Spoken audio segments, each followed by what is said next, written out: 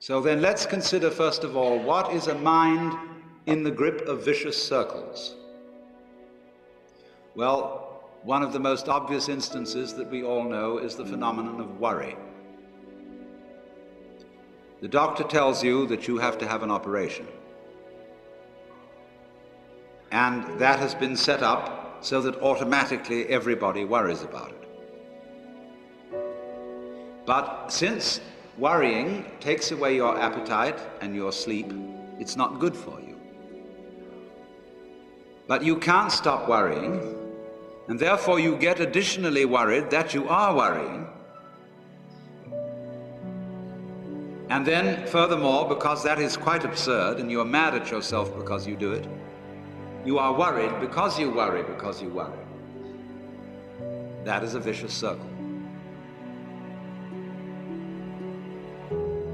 So now, can you allow your mind to be quiet? Isn't it difficult? Because the mind seems to be like a monkey, jumping up and down and jabbering all the time. Once you've learned to think, you can't stop. And an enormous number of people devote their lives to keeping their minds busy and feel extremely uncomfortable with silence. When you're alone, nobody's saying anything, there's nothing to do. There's this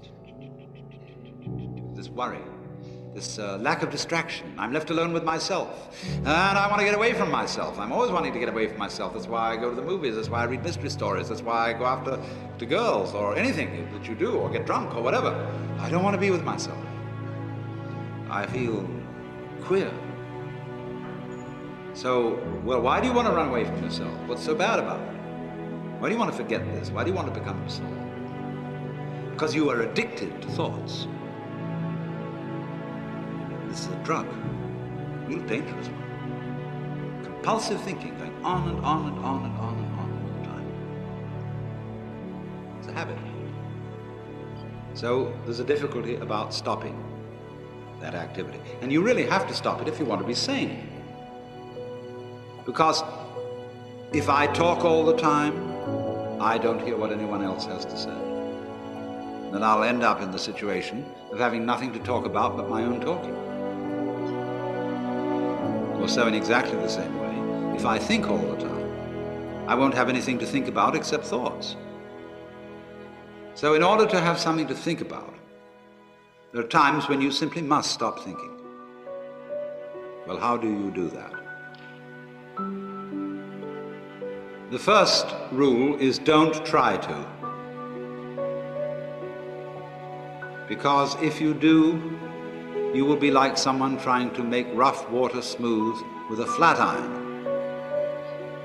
And all that will do will stir it up. So in the same way as a muddy, turbulent pool quiets itself when left alone, you have to know how to leave your mind alone. It will quiet itself.